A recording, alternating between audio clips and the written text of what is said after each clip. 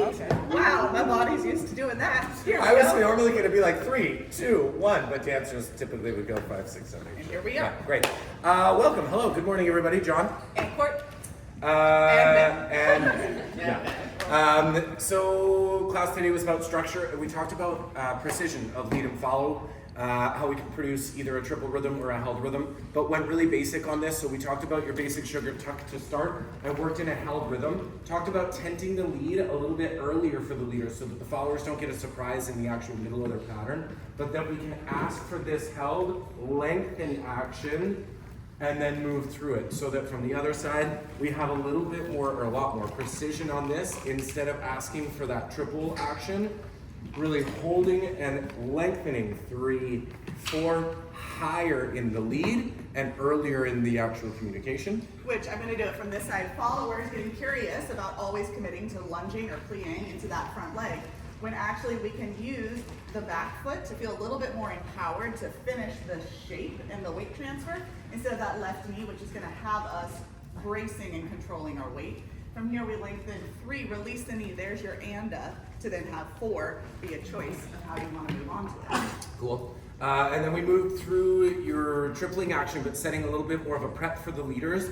Really being careful that we don't need to bring the left side all the way back for the leaders. That creates a lot more effort and energy that the followers have to move through. So we're going to produce the prep through count 2, 3, and 4. But you'll notice I don't bring my left side all the way back this way, and even so, Court still makes it look damn good. Right, because of the tush push. I can't believe that y'all didn't know the tush push.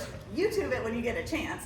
But if you start to think of it as being a little bit more of, I don't need to send my entire right side body to just send it back from where it came. It can be a little bit more like a check and recover. I mean, that's a tush push, but there's a triple step in there anyways, which looks like this, followers, where even if your leader is over asking, you still have the integrity of your body by just giving a little bit more length to the frame, A-okay. And actually, just really quick, followers, just notice the turnout that Courtney moves through this actual tuck with is there's not a parallel foot in that right foot. A lot of us are moving in that I feel gets us over that space is if you have a little bit more turnout in that right foot. Cool. We moved through a basic sugar push and then went through a shaped sugar, so we'll do this for both sides, but in both of them, we had either the tripling action, where we asked the follower to move into receiving compression, or we actually use a held rhythm, again, same thing, 3, 4, 5, and 6. So it lengthens the sound of the number 3, 4 instead of 3 and sharpens it. So from the other side, whichever one I lead first, who knows? It's all right, I don't need to guess. Hey.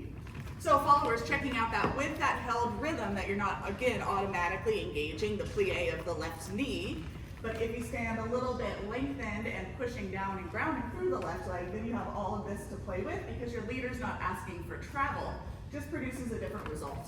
And then followers, you can either check in front or check behind according to the amount of rotation that your leader is asking for when they're producing that triple rhythm inside of the shape sugar. Inside of it. Cool. Great job. Thanks so much. Thanks, guys. Have a great rest of your day. Good job.